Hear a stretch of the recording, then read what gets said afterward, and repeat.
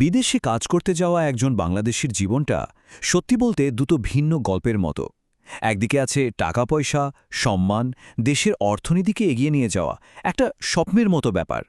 আর ঠিক তার উল্টো দিকে আছে এক গভীর মানবিক সংকট, যা আমরা বেশিরভাগ সময় দেখতে পাই না। চলুন আজকে এই দুই বাস্তবতার গভীরে গিয়ে দেখি আসল চিত্রটা ঠিক কী। আসুন এই দুটো কথা দিয়েই শুরু করা যাক। একদিকে একজন মায়ের সহজ সরল কথা, যা বলে দেয় রেমিটেন্স কিভাবে জীবন বদলে দেয় মাটির ঘর থেকে পাকা বাড়ি।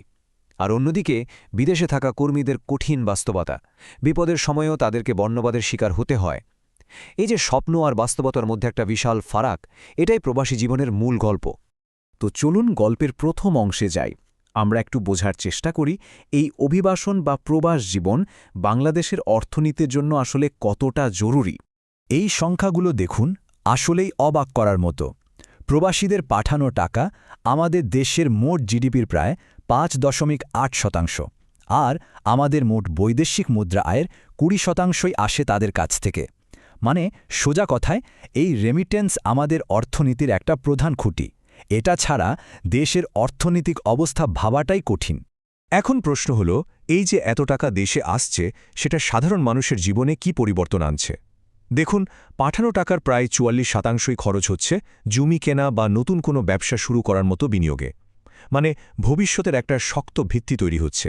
এর পাশাপাশি খাবার, পোশাক, ছেলেমেয়ের পড়াশোনা আর চিকিৎসার মতো জরুরি চাহিদাগুলোও মিটছে। রাঙ্গুনিয়ার আজিজের মায়ের এই একটা কথাই যেন পুরো ছবিটা পরিষ্কার করে দেয়। যে পরিবার একসময় মাটির ঘরে দিন কাটাত, তারা আজ আধুনিক জীবন পাচ্ছে।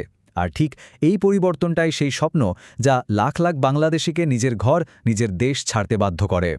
কিন্তু এখানেই আমাদের একটু থামতে হবে, নিজেদেরকে একটা প্রশ্ন করতে হবে। এই যে এত উন্নতি, এত স্বপ্নপূরণ, এর পেছনে কি কোনো অদৃশ্য মূল্য দিতে হচ্ছে না? কোনো লুকানো কষ্ট নেই? এখন আমরা গল্পের সেই দিকে যাব যা সবসময় আলোচনার বাইরে থেকে যায়, এই স্বপ্নের পেছনের মানবিক মূল্য আর শোষণের গল্প। বিদেশ যাওয়ার শুরুটাই হয় একটা বিশাল ঋণের বোঝা মাথায় নিয়ে।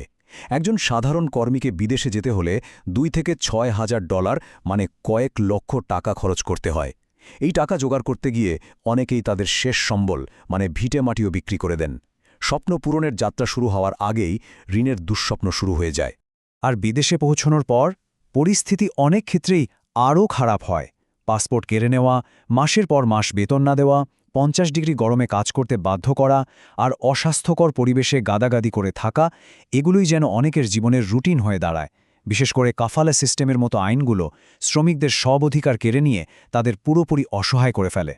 লেবাননে থাকা বাংলাদেশি কর্মী সৌমার এই কথাটা শুনুন। তার কথার মধ্যে যে অসহায়ত্ব, সেটাই হাজারো প্রবাসীর প্রতিচ্ছবি। যখন কোনো দেশে যুদ্ধ বা অর্থনৈতিক সংকট দেখা দেয়, তখন এই শ্রমিকরাই সবার আগে বিপদে পড়েন।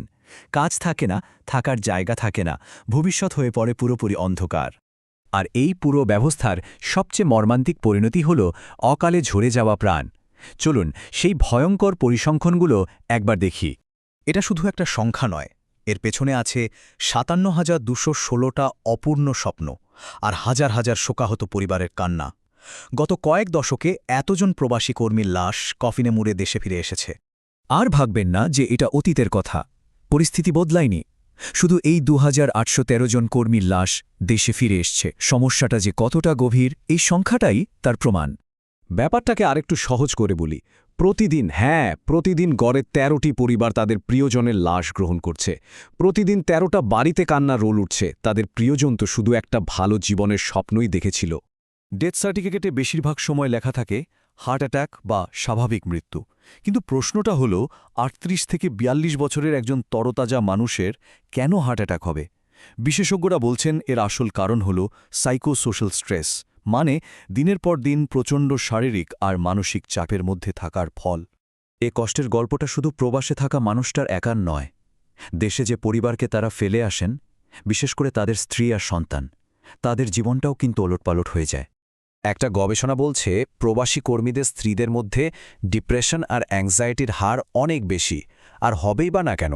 স্বামীর অনুপস্থিতিতে একা সংসার চালানো, বাচ্চা মানুষ করা, সমাজের নানা কথা শোনা, এ সব কিছু মিলে তাদের মানসিক স্বাস্থ্যের ওপর অনেক চাপ সৃষ্টি করে। জেসি জাহানের গল্পটা শুনুন। যখন তিনি গর্ভবতী, যখন তার পাশে কাউকে সবচেয়ে বেশি দরকার, তখন তার স্বামী, শ্বশুর, বাবা, পরিবারের পুরুষ সদস্য সবাই বিদেশে।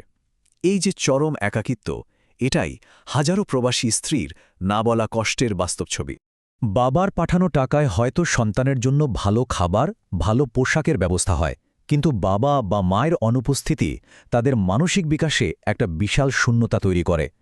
গবেষণায় দেখা গেছে এই শিশুদের বিকাশে ২৬ থেকে ৩৭% পর্যন্ত ঘাটতি থেকে যেতে পারে।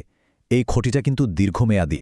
তাহলে গল্পের শেষে আমরা আবার সেই শুরুর জায়গাতেই ফিরে আসছি। একদিকে উন্নতি, অন্যদিকে যন্ত্রণা। এই দুটো মিলে যে কঠিন সমীকরণ তৈরি হয়, তার কোনো সহজ সমাধান আসলে নেই।